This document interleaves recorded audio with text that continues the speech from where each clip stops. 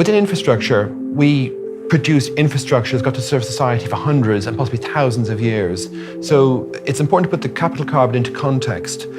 Capital carbon that we expend to build things is really important. So the sort of the carbon embodied in producing a new motorway or a new bridge or a new airport is quite significant.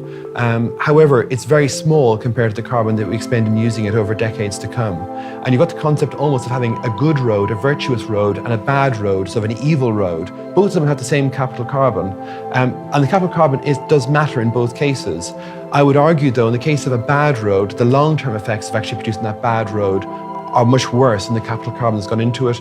And a good road can have benefits that actually last, a legacy that lasts for hundreds or even thousands of years. If you want to reduce carbon quickly as a big infrastructure owner, you obviously understand the operation of the infrastructure and you might try and do things on that side.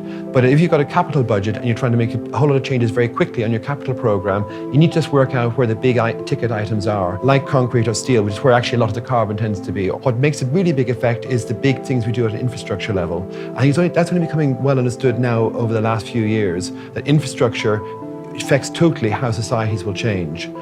So where we get our power from, if we draw our power from a decarbonised source, then that makes all households, everybody else, there's a multiplier effect on the benefits that come from that. Everything else ends up being actually quite good.